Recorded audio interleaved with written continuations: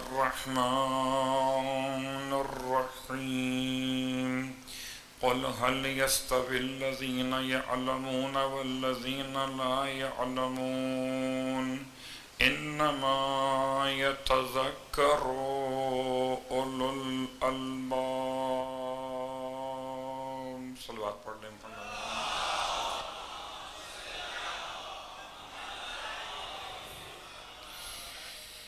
تمام تعریفیں ذات واجب کے لیے اور تمام ہدیہ درود و سلام سرکار امام مجتبیٰ کے لیے، آپ کے آباء و اجداد کے لیے، آپ کی تمام طیبین و طاہرین اولاد کے لیے. الحمدللہ الذی جعلنا من المتمسکین بالقرآن العظیم وجعلنا من المتمسکین بولایت علی بن ابی طالب علیہ السلام.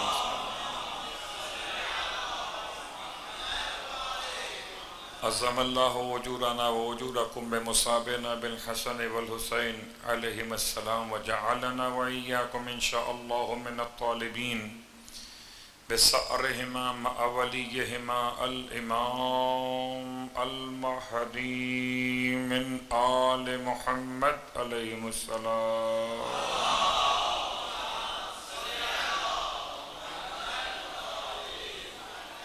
سامعین گرامی قدر، آپ کی خدمت مقدس میں ہر سال سلسلہ گفتگو امام مجتبیٰ علیہ السلام کے عنوان سے منعقد کیا جاتا، اور یہ بھی آپ کے علم میں محفوظ شدہ ہے کہ آخر اس عشرے کا عنوان امام کے نام سے کیوں ہے.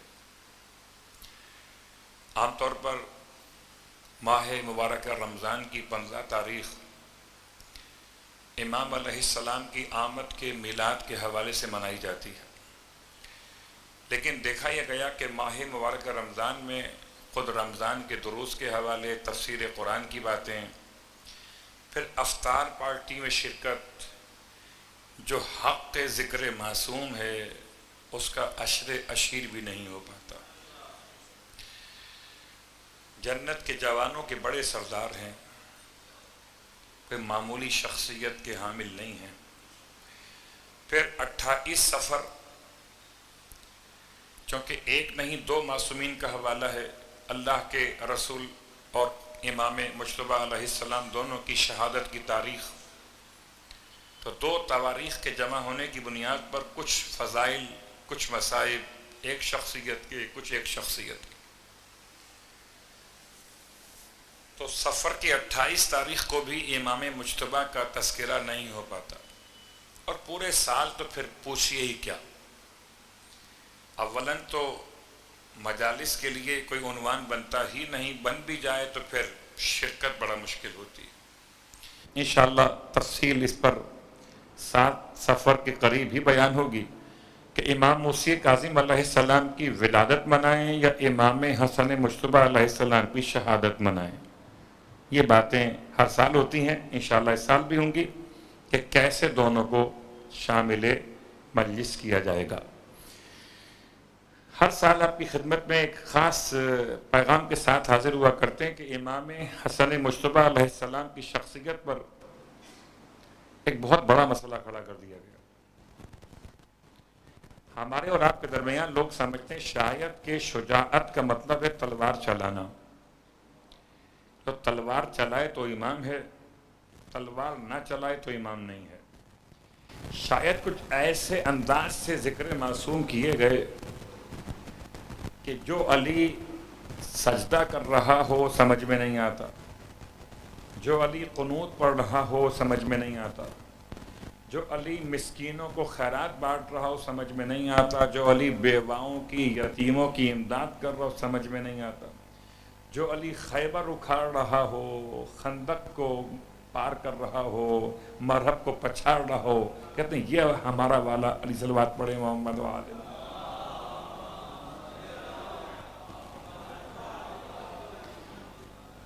جیسے کہ زید شہید کے زمانے میں ایک بات اٹھی تھی، بعض مورخین نے لکھا کہ جناب زید شہید اسی نظریے پر آگے بڑھ رہے تھے، واللہ اعلم.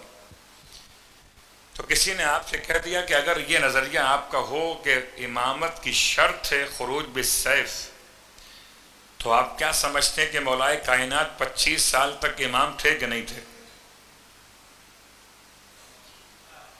25 سال علی نے تلوار نہیں اٹھائی، تو کیا 25 سال تلوار نہ اٹھانے کی وجہ سے علی کی امامت معطل ہو گئی تھی؟ اس کا جواب زید شہید یا ان کے ہوا خواہوں کے پاس نہیں تھا، چونکہ امام حسن مجتبی علیہ السلام نے صلح کر لی ہے۔ تو شاید بعض ناقدین سمجھتے ہیں کہ صلح کرنا کوئی ایسا بڑا جرم ہو گیا، نعوذ باللہ من ذالک، کہ جیسے امامت کی شان میں تنقیص ہو گئی، لا حول ولا قوت الا باللہ العلی العظیم۔ جب تک اپنے اذہان میں امامت کو تولتے رہیں گے امامت سمجھ میں نہیں آئے گی، جب اپنے اذہان کے بجائے آل محمد کے بیان میں امامت تولیں گے تو امامت سمجھ میں آ جائے گی۔ تو اب اگر امام کی صلح کے اعتبار سے ہر سال آپ کی خدمت میں کچھ شرائط کو میں اختصار کے ساتھ ریپیٹ کیا کرتا ہوں کہ شرائط سب کو زبانی یاد ہو جائیں، ایسے یاد ہو جائیں کہ چلتے پھرتے کوئی اگر کسی موقع پر بات کرے تو اسے معلوم ہو کہ اس امام نے جو حسین کے بھی استاد تھے کن شرائط پر حکومت معاویہ کے حوالے کی تھی، وہ شرائط کیا تھے۔ ان میں سے بہت معروف شرائط میں پہلی شرط کہ حاکم شام یا معاویہ کتاب خدا اور سنت رسول خدا کے مطابق عمل کرے گا، شرط نمبر 1۔ یہ پھر آج تمہید کی منزل ہے، اپنے عنوان کے آغاز سے پہلے اس اشرے کا مقصد بیان کرنا تھا، اس لیے یہ صلح کی بات پھر ریپیٹ کر رہا ہوں۔ صلوات پڑھیں محمد والے۔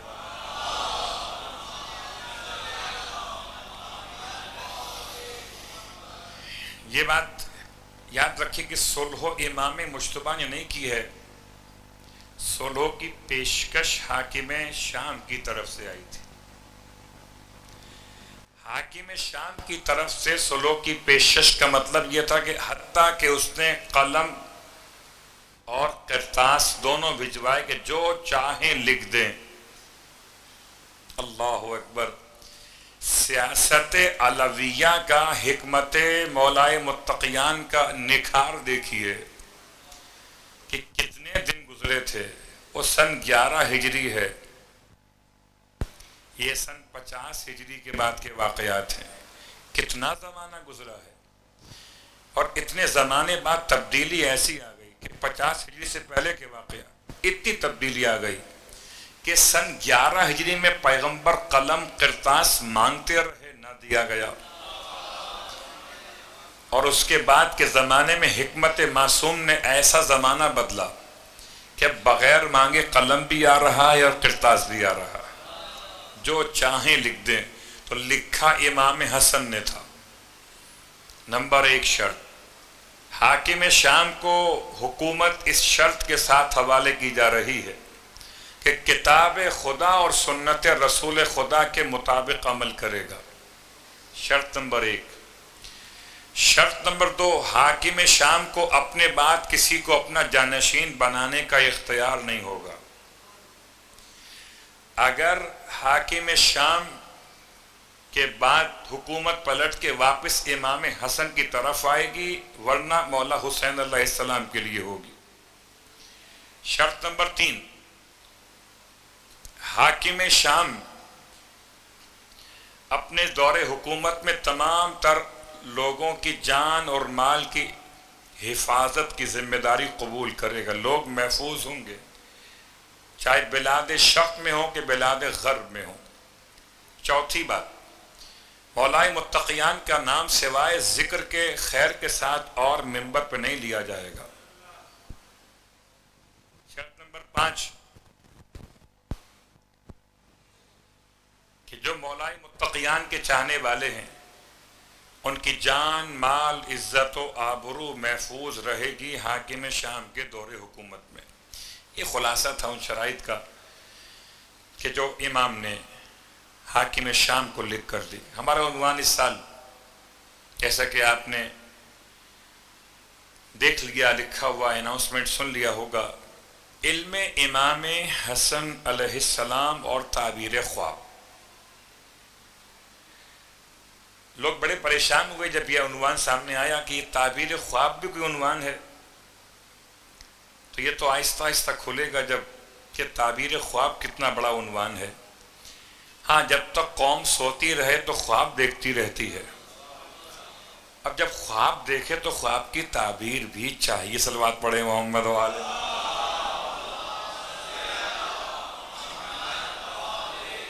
لیکن یہ قوم کے خواب کی تعبیر نہیں ہے. یا روایتوں میں جو خواب مومنین دیکھتے ہیں جدا جدا، یہ ان کی تعبیر کا علم ہے جو امام کی بارگاہ سے روایتوں کی شکل میں ہم تک پہنچا. لیکن آج آئیے ہم آغاز کرتے ہیں اپنے سرنامہ کلام کی آیت سے اور اس کا حوالہ بیان کر دیں. سورہ مبارکہ الزمر اس موجودہ قرآن مجید میں 39ویں نمبر کا سورہ ہے اور اس کی آیت نمبر 9 ہے. آیت کا ترجمہ بہت معروف ہے.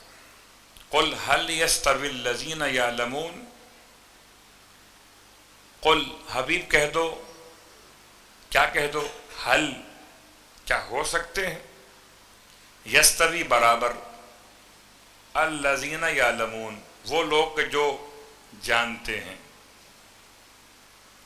والذین لا یعلمون اور وہ لوگ جو نہیں جانتے ہیں. تو کیا یہ دونوں آپس میں برابر ہو سکتے ہیں؟ جواب نہیں ہے. پھر سوال ہے، استفہام ہے.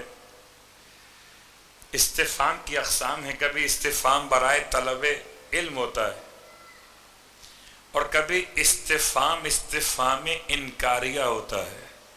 خدا بتانا یہ چاہتا ہے کہ یہ دونوں برابر نہیں ہو سکتے. اور آج آپ پورے دنیا میں گھوم لیجئے، جس ہندو سے چاہیں پوچھ لیں، جس سکھ سے چاہیں پوچھ لیں،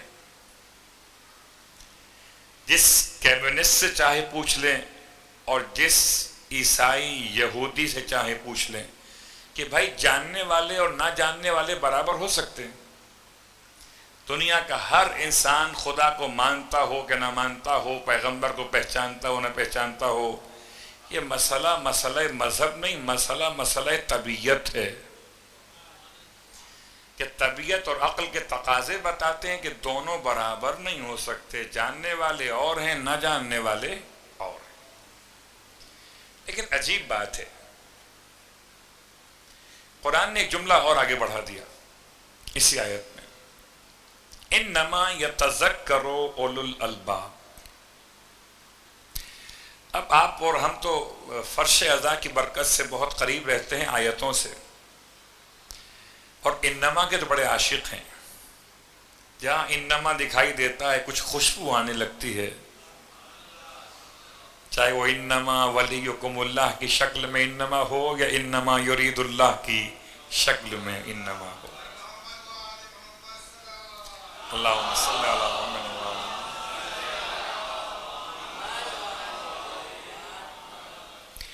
انما کی پوری تشریح کروں تو یہ الگ موضوع ہو جائے گا، پورا خالی اشارے کر رہا ہوں. انما کلمہ حصر ہے. خوب، کلمہ حصر عربی زبان میں کبھی اس طرح سے ہوتا ہے کہ حرف نفی سے کلام کا آغاز ہو، بعد میں الا استثناء کے ساتھ حصر کے معنی کو قائم کیا جائے. جیسے لا الہ الا اللہ، پہلے الہ کی نفی کی گئی اور جب لا الہ کہہ کر آپ رک گئے تو کافر ہو گئے، اور جب الا اللہ کہہ کر اللہ کو رک گئے تو مسلمان ہو گئے. اب غور کیجئے گا، اور رکنا اور چلنا بھی اپنے اختیار میں نہیں ہے. اگر غلط مقام پہ رکو گے تو چالان ہو جائے گا. صلوات پڑھے محمد وآل محمد.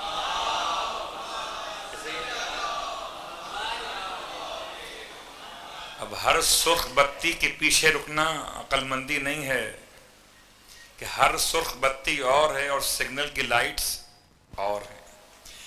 تو اگر آپ کسی ایسے مقام پر رک گئے جہاں رکنا نہیں تھا تو چلان ہو جائے گا. اور جہاں رکنا تھا نہ رکے تو چالان ہو جائے گا۔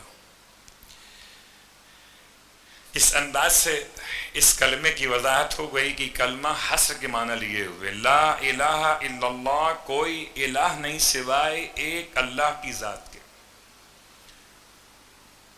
اسی انداز سے انما استعمال ہوتا ہے، اور انما تک پہنچنے سے پہلے ایک جملہ اور دل چاہتا ہے کہ جب لا الہ الا اللہ کی ترکیب سمجھ میں آ جائے تو پھر مزہ آتا ہے لا فتح الا علی پڑھنے میں۔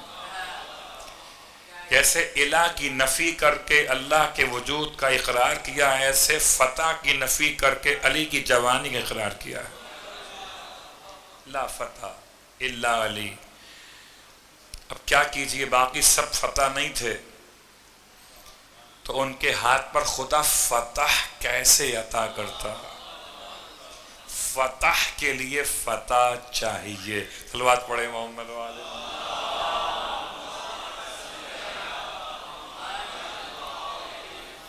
میرے تلفظ پہ غور کرتے ہوئے چلیے گا، میں نے دونوں فتح کو ملایا تو ہے مگر اپنے تلفظ کے اعتبار سے الگ بھی کر دیا ہے۔ اسی انداز سے لا سیف الا ذوالفقار، کوئی سیف نہیں ہے، کوئی سیف نہیں ہے۔ سیف کی بھی اقسام ہوتی، تلوار کی قسمیں ہوتی، اور کبھی اگر صرف تلوار پہ گفتگو کریں گے تو پوری قسمیں پڑھیں گے پھر اس کی، کہ پہلی تلوار کب بنی، کس نے بنائی، انداز کیا تھا، دستے کب لگائے گئے، نوکیں کس انداز سے بنائی گئیں، یہ پوری تاریخ ہے اس ہتھیار کی۔ تو لا سیف، کوئی سیف نہیں ہے الا ذوالفقار۔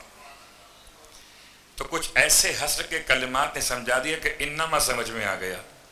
کبھی لا سے الا تک کا سفر ہے، اور کبھی انما سے خوبصورت وادیوں کا سفر ہے۔ انما یتذکر اولو الالباب، آج تمہید کی منزل ہے تو بہت تفصیل تو آج شروع نہیں ہوگی۔ یتذکروں کا صحیح معنی کیا ہے؟ اگر آپ تھوڑی سی عربی فارسی سے قریب ہو تو تذکر کے معنی کو استعمال کرتے ہیں کہ تذکر کے طور پر کہہ رہا ہوں کہ بھائی نماز فجر پڑھ لیجئے گا، وقت نکل رہا ہے۔ تذکراً کہہ رہا ہوں کہ آتے ہوئے مجلس میں موبائل سائلنٹ پہ کر لیجئے گا۔ تذکر معنی یاد دہانی، اور یاد دہانی کرانا بری بات نہیں ہوتی۔ انما یتذکر، خدا کہتا ہے یہ تذکر جو ہے، یاد دہانی جو ہے کہ یہ جاننے والے اور نہ جاننے والے آپس میں برابر نہیں ہیں۔ یہ یاد دہانی کس کے لیے؟ ابھی میں آپ کو پورا گھما کے لے آیا، جتنے اقسام کے انسان بستے ہیں من حیث مذہب، سب اس بات کے قائل ہیں کہ جاننے والے اور نہ جاننے والے برابر نہیں ہیں۔ اس کے باوجود سوچیے ایک لمحے کے لیے بیٹھ کر، اگر جاننے والے نہ جاننے والے برابر نہیں ہیں تو پھر ابو جہل کی لوگ بات کیوں مانتے رہے اور محمد کی بات کیوں نہیں مان رہے تھے صلی اللہ علیہ وآلہ وسلم؟ صحیح ہے؟ کانسیپٹ ابو جہلوں کے ابو لہب کے ابو سفیان ان کی باتیں مان رہے تھے، پیغمبر کی بات نہیں مان رہے تھے۔ جمل، نہروان، صفین مخالف کی باتیں مان رہے تھے، مولا کی بات نہیں مان رہے تھے۔ مجھے بتائیں کوئی انسان کہیں سے کوئی پھٹی ہوئی کتاب میں، کوئی خود ساختہ گڑھی ہوئی کتاب میں ایسی روایت لا سکتا ہے جو آل محمد کے علم کی نفی کرتی ہو؟ کوئی روایت، چلیے الفاظ بدل دیتا ہوں، کوئی ایسی روایت ڈھونڈ کے لائے کوئی مسلمان اس میں آل محمد نے کسی اور سے علمی مسئلہ پوچھا ہو؟ کبھی تو پوچھا ہو؟ چلیے کھانا پکانے کی ترکیب پوچھی ہو؟ آپ تلاش کیجئے یہ سب ایسی تمہیدی باتیں کہ ان تمام باتوں کے بعد پھر کیسے ممکن ہے؟ یہ تو بات واضح ہوگی. آپ علی کو علی مانی کہ نہ مانیے آپ کا مسئلہ ہے. علی کو صاحب علم تو مانتے ہیں نا. حسن کو امام مانیے کہ نہ مانیے، حسن کو صاحب علم تو مانتے ہیں. حسین کو شہیدوں کا سردار مانیے کہ نہ مانیے، مگر حسین کو عالم تو مانتے ہیں نا. اب اگر یہ عالم تو ان کے مقابل پر کون کا جاہل، تو امت کو کیا ہوا؟ انسانیت تو ایک بات کہتی ہے، انسانیت کہتی ہے کہ عالم اور غیر عالم برابر نہیں ہو سکتے. اس کا مطلب اگر کوئی عالم اور غیر عالم کو برابر سمجھے تو انسانیت نہیں حیوانیت کی بات کر رہا ہے. حتیٰ کہ بت پرست بھی عالم اور غیر عالم کو برابر خیال نہیں کرتے تھے. حتیٰ کہ خدا کا انکار کرنے والے بھی. پھر عجیب بات، کسی کو اگر معلوم نہ ہو کہ یہ عالم تھے کہ نہیں تھے تو اتنے سارے واقعات ہیں، کتابیں بھری ہوئی ہیں کہ فلاں صاحب گئے امام سے مسئلہ پوچھا، فلاں صاحب گئے امام سے مسئلہ پوچھا، اور کبھی خود پوچھا اور کبھی کوئی ان سے پوچھنے آ گیا تو اس کو بھیج دیا دروازے امیر المومنین پر. حیرت کی بات ہے. بہت غور کیجئے گا، شاید پروپیگنڈا اس طرح سے کیا گیا کہ علم کو اور حکومت کو الگ کر دیا گیا. بہت غور کیجئے گا کہ حاکم کے لیے عالم ہونے کی شرط نہیں ہے. حاکم کے لیے، یہ تو پرویز مشرف سے پوچھئے گا آپ، جو کہتا ہے میں سید صلوات پڑھے محمد و آل محمد، اپنے نام کیا لگاتے ہیں سید. جہاں تک میری تھوڑی سی معلومات ہیں، آپ اصلاح کیجئے گا کہ اسمبلی میں، پارلیمنٹ میں اس نے انتخاب کی شرائط میں، ممبران کے انتخاب کی شرائط میں ایجوکیشن کو شامل کیا تھا. تو کبھی سوچیں بیٹھ کر کہ یہ ایجوکیشن اقتدار سے الگ کب ہوئی؟ جو آج پرویز مشرف کو جوڑنا پڑا اور پھر ٹوٹ گیا وہ خود. یعنی یہ زمانے کی ستم ظریفی ہے کہ اب کہہ رہے شرط نکال دو، کیا کرنا پڑھے لکھے ایم این اے اور ایم پی اے لا کر. یہ کہاں شرط ہے کہ حاکم عالم بھی ہو، عالم مسجد میں ہو، بس نمازیں پڑھائے، فتوے دے، حاکم مسند اقتدار پر ہو، حکومت کرے. حکومت کا علم سے کیا تعلق؟ بات غور کریں بات کے اوپر. بنو امیہ نے اور بنو امیہ کے ہوا خواہوں نے کچھ ایسا کانسیپٹ بنا دیا کہ حاکم جاہل بھی چلتا ہے، کوئی مشکل نہیں ہے، حاکم حاکم ہے، جاہل بھی ہو تو کوئی مسئلہ نہیں ہے. یعنی جہالت عیب نہیں ہے ان کے نزدیک. اب میں کیا جملہ استعمال کروں، میں تو بار بار آپ کی خدمت میں کہتا ہوں ہماری مجبوری ہے، ہم بڑے خراب لوگ ہیں، مجبوری ہے ہماری. حج کے لیے گئے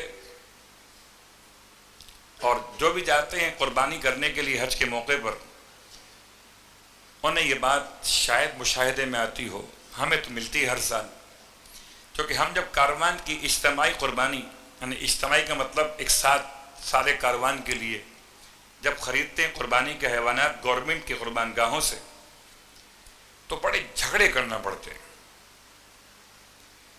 اور سارے جانور بھرے ہوئے انہوں نے، کان کٹا بھی ہے، آنکھ ٹوٹا بھی ہے، سینگ ٹوٹا بھی ہے، اور اس کے علاوہ دیگر جو مسائل آپ کے علم میں. اور جب اس سے بحث کرتے ہیں تو وہ ایک سوال کرتا ہے، جب بار بار کہتے ہیں یہ نہیں چلے گا، یہ چلے گا، یہ نہیں چلے گا، یہ چلے گا، یہ نہیں چلے گا، یہ چلے گا، کہتا ہے 3 کو چھوڑ کے 1 کو لیتے ہو کیا ہو تم؟ تو اتفاق زبان پہ صلوات پڑھے محمد و آل محمد.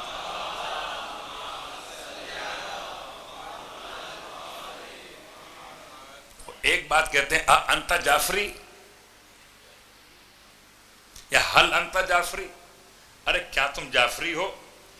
کیوں کہ چہرے پہ لکھا ہوا ہے ہم جعفری ہیں، چہرے پہ لکھا ہوا ہے نہیں، کیا احرام پہ لکھا ہوا ہے نہیں، پھر سمجھا کیسے؟ کہ بے عیب تلاش وہی کرتا ہے جو جعفری ہو۔ ارے جب 4 ٹانگوں والے حیوان میں ہم بے عیب تلاش کرتے ہوں، وہ کہتے ہیں کہ جی روایت ہے جتنا مضبوط حیوان کرو گے، جتنا مضبوط توانا حیوان اللہ کی راہ میں قربان کرو گے، مسلمان بھائی کہتے ہیں کہ اس پر بیٹھ کر جنت میں جاؤ گے، تو جتنا آپ کا وزن ہے، جتنا آپ کا وزن ہے، اس وزن کو سنبھالنے والا کوئی ایسا حیوان ہو جو سنبھال لے کہ جنت میں آپ کو یہ لے جائے گا۔ اللہ اکبر۔ تو قبلہ اگر جنت میں جانا ہو تو حیوان تو کامل لے جائیے۔ چلیے ہم آپ کی بات آپ کے لیے کرتے ہیں، ہم اپنے لیے نہیں کرتے۔ جنت میں شفاعت آل محمد دے جائے گی، نہ کہ یہ حیوان۔ تو بات کیا ہو رہی تھی کہ ہم بڑے خراب لوگ ہیں، ہم ڈھونڈتے ہیں بے عیب۔ جب جس سے پاؤں کے نیچے گرا کے ذبح کرتے ہوں اس میں بھی بے عیب ڈھونڈتے ہیں، تو جس سے آنکھوں پر بٹھائیں کیا وہ عیب دار ہوگا؟ ہم کہتے ہیں حاکم کے لیے عالم ہونے کی شرط، پلٹ دیتا ہوں بات کو، عالم کے لیے حاکم ہونے کی شرط نہیں ہے۔ عالم عالم رہتا ہے چاہے حاکم ہو یا نہ ہو۔ تو یا تو سارے لوگ مسئلہ پوچھنے علی کے پاس آتے رہے، مولا حسن کے پاس آتے رہے، یا پھر جب کوئی پوچھنے نہ آیا تو امام نے خود اعلان پہ سلونی قبل ان تفقدونی، اس سے پہلے کہ میں تم میں نہ رہوں مجھ سے پوچھ لو۔ اب تو پہچان لے امت کہ پوچھنے والے سارے تھے، بتانے والا علی ایک تھا، تو برابر کیسے ہو گئے؟ پوچھنے والے اور ہیں، بتانے والا اور ہے۔ جب انسان کی طبیعت بتاتی کہ دونوں برابر نہیں ہو سکتے، دونوں برابر نہیں ہو سکتے، تو پھر کیوں ضد کر رہے ہو کہ سب برابر تھے؟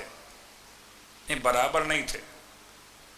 صاحبان علم اور ہیں، صاحبان غیر علم اور ہیں۔ انما یتذکروا، مگر میں آپ کو وہاں تک لے آیا آخر کہ ساری دنیا کی طبیعت انسان، فطرت انسان کا تقاضا ہے کہ دونوں کو برابر نہیں سمجھتا، لیکن اگر فطرت کی اینک پر تعصب کی اینک لگا لے تو ایسے ایسے جہلا تاریخ نے بتائے۔ حاکم عالم نہیں ہے، تو اب اگر حاکم نماز پڑھائے تو عالم نہیں ہے، بسم اللہ نہ پڑھے تو عالم نہیں ہے۔ حاکم نماز پڑھائے عالم نہیں ہے، اور حاکم اگر خطبہ جمعہ بیٹھ کر پڑھ دے تو حاکم عالم نہیں ہے۔ بہت غور کیجئے گا۔ حاکم کی طبیعت خراب ہو، نماز فجر میں خود نہ آ سکے شراب کی کثرت کی بنا پر، تو اپنی کنیز کو حالت زنا میں بھیج دے، اپنی آبا اڑا کر۔ اور ایسے تابع دار مسلمان کہ انہیں یہ بھی خبر نہ ہو کہ ہی ہے کہ شی صلوات پڑھے محمد والے۔ یہ تابع داری ہے۔ اسے میں جہالت نہ کہوں، نہیں، جہالت کا لفظ چھوٹا ہے ان کے لیے، لفظ جہالت بہت چھوٹا ہے۔ جاہل تو وہ بیچارہ گاؤں کا، دیہات کا رہنے والا جو علم حاصل نہیں کر سکا، وہ جاہل ہے۔ یہ جاہل نہیں ہے۔ جب یہ جانتے ہیں کہ حاکم کے پاس علم شرط نہیں ہے، آپ غور کر لیجئے۔ چلیے مجھے نہیں معلوم کس کا نام لوں کس کا نہیں لوں، مگر بہت سارے پارلیمنٹرین ایسے گزرے ہیں، موجود بھی ہیں، جنہیں سورہ اخلاص بھی یاد نہیں ہے، جنہیں سورہ اخلاص بھی یاد نہیں ہے۔ بیٹھے کہاں پر ہیں کہ اتنے سال سے فلاں وزارت میں رہے، اتنے سال فلاں سیٹ پر ایم این اے رہے، اتنے سال فلاں مقام پر رہے، سورہ اخلاص یاد نہیں ہے۔ آج کے حکمرانوں کو دیکھ کے سمجھ میں آتا ہے. اب ناراض نہ ہوئیے، عمران خان نیازی کچھ بیان دے گئے تھے. حاکم عالم نہیں ہوتا نا، اور جب حاکم عالم نہیں ہے تو پھر حاکم کے پیچھے نماز کیوں پڑھتے ہو؟ چونکہ وہ حاکم ہے. نہیں، اس لیے تعصب کی اینک اتارتے ہوئے انما یتذکر اولو الالباب، یہ یاد دہانی بھی ان کے لیے جو صاحبان عقل ہیں. اس کا مطلب یہ ہوا کہ جاننے والے اور نہ جاننے والے برابر نہیں ہو سکتے، اور یہ یاد دہانی بھی کس کے لیے؟ صاحبان عقل ہیں. آج کی حد تک بات کو روکتے ہوئے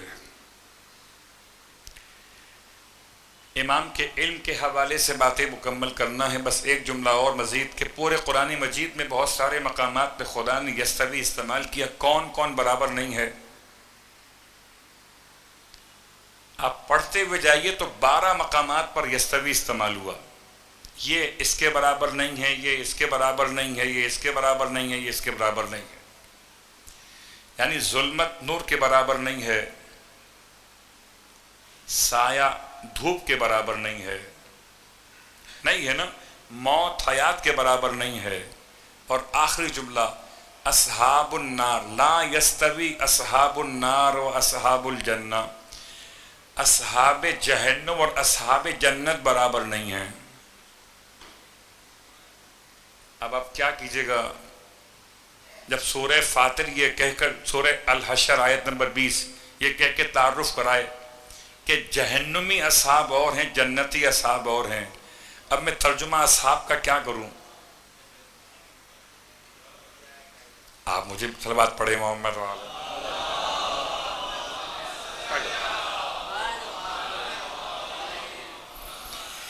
تھوڑا سا اگر آگے ہو جائیں گے تو خلا پور صلوات پڑھ لیں محمد وعلی محمد.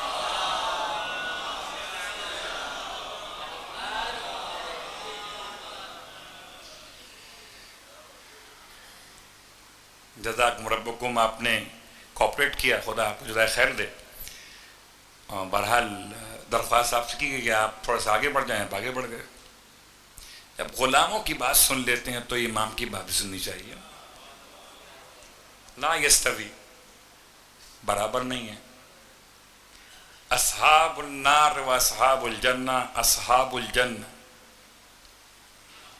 ہم فیہا خالدون، وہ کامیاب ہو جانے والے، جنت میں رہنے والے. تو برابر نہیں ہیں بہت ساری چیزیں، بہت ساری چیزوں کے. ان میں آیت نے لفظ اصحاب کو استعمال کیا اور لفظ اصحاب کو نسبت دی کبھی جنت کے ساتھ، کبھی جہنم کے ساتھ. اب یا تو خدا کو عربی نہیں آتی ہے یا آپ کو اردو نہیں آتی ہے. خدا کو تو عربی آتی ہے، لفظ اصحاب بدل دیتا، اچھا نہیں لگتا. لفظ اصحاب کے ساتھ نام لکھا ہوا ہو، اچھا نہیں لگتا. خدا کا بڑا احسان ہے، ایک کتاب خدا میں غلطیاں نکالنے کی اجازت، ورنہ یہ امت تو نکال لیتی. یہ کہاں لکھا ہوا ہے؟ لہذا قرآن محفوظ ہے تمام تر اس طرح کی حرکتوں سے. جو الفاظ قرآن ہیں وہ حجت ہیں خدا کی طرف سے. تو یہ تمام تر باتوں کے ساتھ علم امام پر گفتگو اور خالی اشارہ کرتے ہوئے کہ ہم انشاءاللہ کل سے آگے بڑھیں گے. تو اب آج رات کے علاوہ اب 10 راتیں یا 11 راتیں ہمارے پاس ہوں گی، اور تعبیر خواب کے حوالے سے صرف آج مقدمہ قائم کر رہا ہوں. خواب کا لفظ اردو کے لحاظ سے، تعبیر کا لفظ عربی کے لحاظ سے. عربی میں خواب کو خواب نہیں کہتے. عربی میں خواب کو کبھی استعمال کرتے ہیں لفظ منام سے،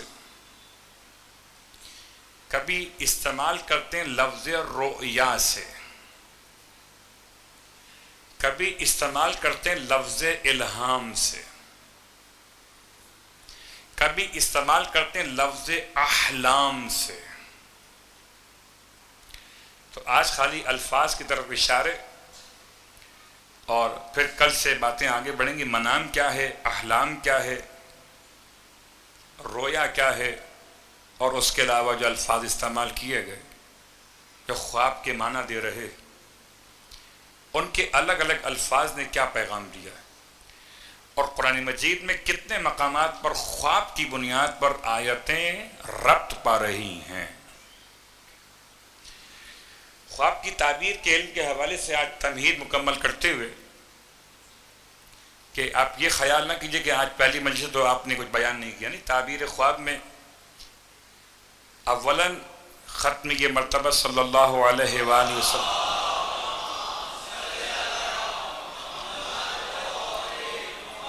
آپ سے پہلے انبیاء ما قبل، جن میں خاص نام حضرت یوسف علیہ السلام کا، اس سے پہلے جناب ابراہیم علیہ السلام کا نام، تعبیر خواب۔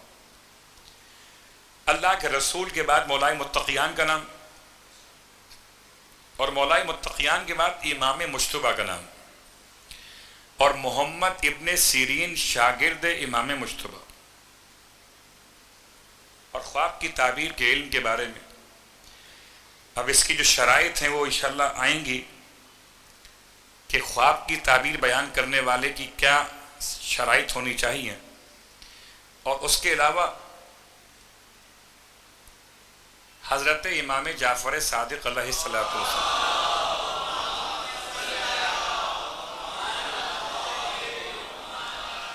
جابر مغربی اور حکیم اندلسی، ان کی بھی نام کہیں کہیں آئیں گے انشاءاللہ تعبیر خواب کے ابحاث کے اندر۔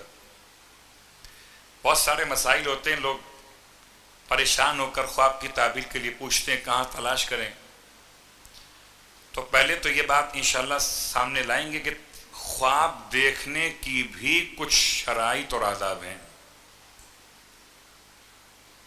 ہر خواب تعبیر کا محتاج نہیں ہوتا، کیونکہ ہر نیند اتنی پاکیزہ نہیں ہوتی کہ اس خواب کو نبوت کے 40ویں حصے میں سے 40 اجزاء میں سے ایک جز قرار دیا جائے۔ ایک روایت، یا نبوت کے 70 اجزاء ان میں سے ایک جز سچا خواب، رویائے صادقہ۔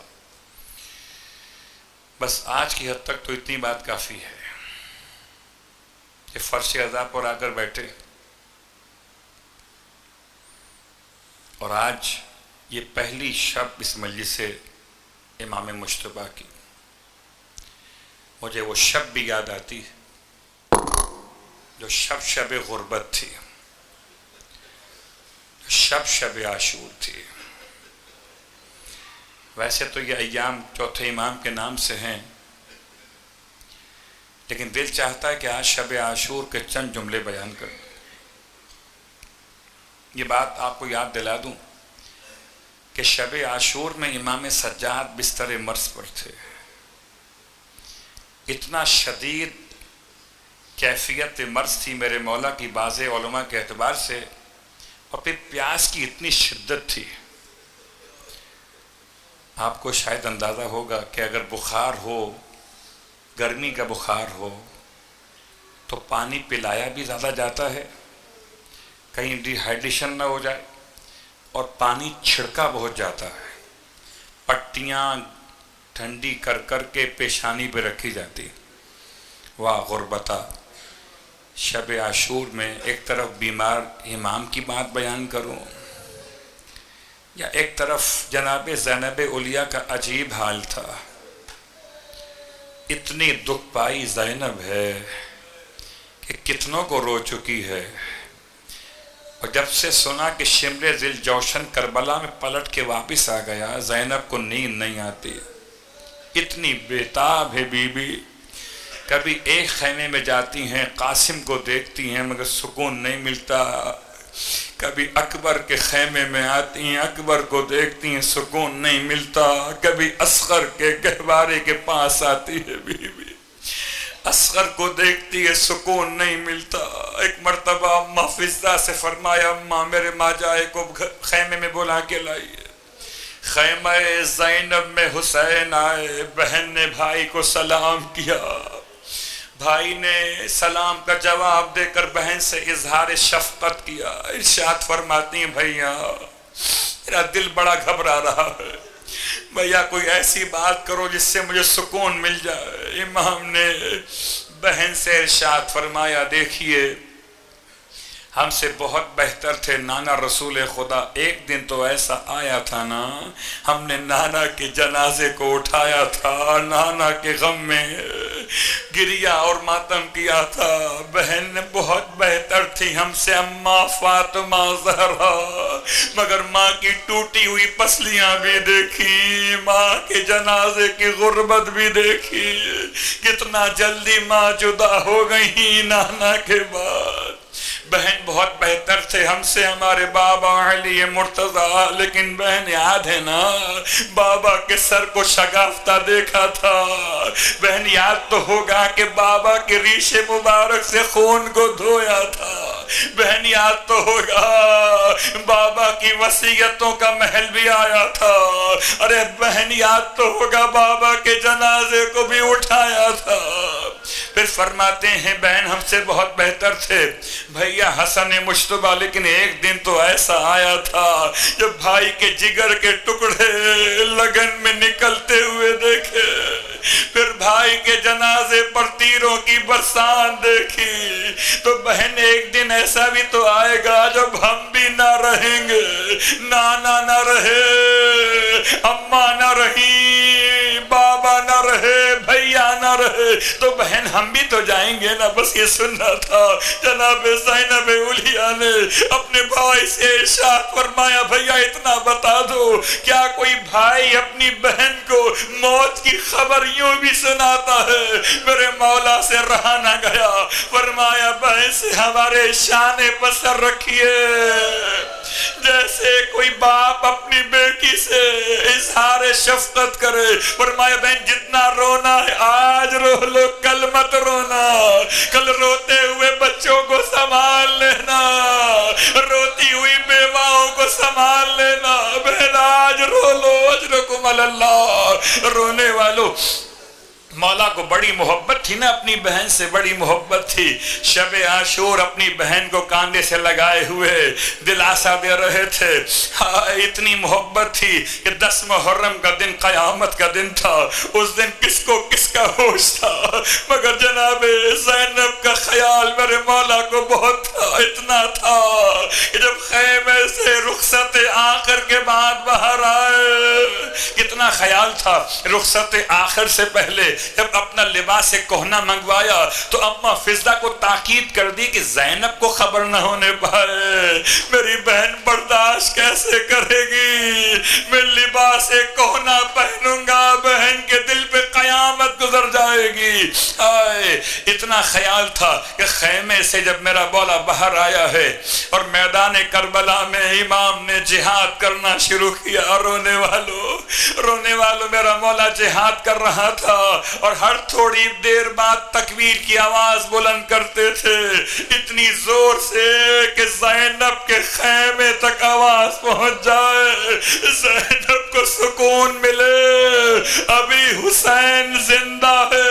مولا سمجھتے تھے جب تک تکبیر کی آواز جاتی رہے گی زینب خیمے میں رہے گی، اور جب تکبیر کی آواز آنا بند ہو جائے گی زینب خیمے سے نکل آئے گی۔ اجرکم اللہ۔ رونے والوں ایسا ہی ہوا جیسے امام کی تکبیر کی آواز منقطع ہوئی، کبھی خیمے کے باہر بی بی اس طرح نہ آئی تھی مگر بھائی کی تلاش میں نکل آئی، ارے کبھی دائیں دیکھا کبھی بائیں دیکھا، کہیں ماں جایا دکھائی نہ دیا، ارے ٹیلے پر بی بی چڑھی ہے تاکہ اپنے ماں جائے کو دیکھیں، آخری جملہ ماتم دارو خدا کسی بہن کو بھائی کا گلا کٹتا ہوا نہ دکھائے۔ ہائے حسین، رونے والوں بڑی محبت تھی نا، بڑی محبت تھی جناب زینب اولیاء سے، اس لیے بعض علماء نے لکھا ہے کہ میدان کربلا میں خنجر چلائے جانے سے پہلے امام کی رگیں ساکت ہو گئی تھی، ایسا لگتا تھا جیسے مولا کی جان نہیں رہی ہے۔ ملون آپس میں مشورہ کرتے تھے کہ حسین زندہ بھی ہیں کہ ان کی روح پرواز کر گئی۔ ارے کسی نے بدن پہ ہاتھ نہ رکھا، کسی نے نبض امام پر ہاتھ نہ رکھا۔ ملون آگے بڑھا، کہتا ہے ابھی معلوم ہو جائے گا حسین زندہ ہے کہ شہید ہو گئے، ابھی معلوم ہو جائے گا۔ ایسا کرو اپنے گھوڑوں کے رخ زینب کے خیمے کی طرف کر دو، ابھی سمجھ میں آ جائے گا۔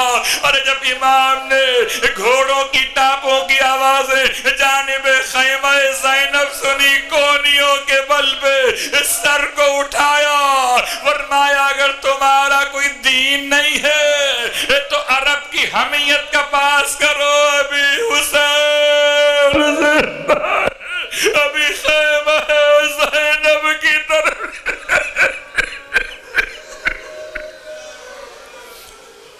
اللہ ولعنت اللہ علی القوم الظالمین وَسَيَعْلَمُ الَّذِينَ ظَلَمُوا أَيَّ مُنْقَلَبٍ يَنْقَلِبُونَ۔ بار اللہ واسطہ محمد و آل محمد کا ہماری اس عبادت کو اپنی بارگاہ میں قبول و مقبول فرما۔ بار اللہ واسطہ محمد و آل محمد کا پروردگار فرش عزائی امام مجتبیٰ کا واسطہ جتنے مانگنے والے اپنی اپنی حاجات لے کر آئے ہیں، جناب زینب اولیاء کی چادر کے تقدس کا واسطہ پروردگار، اس چادر کی عظمت کا واسطہ جس کے لیے زمانے کا امام خون کے آنسو بہا رہا، پروردگار واسطہ جناب زینب اولیاء کا تمام مانگنے والوں کی مرادیں پوری فرما۔ جو پریشان ہیں رزق کے معاملات میں، ان کے رزق میں برکتیں عطا فرما۔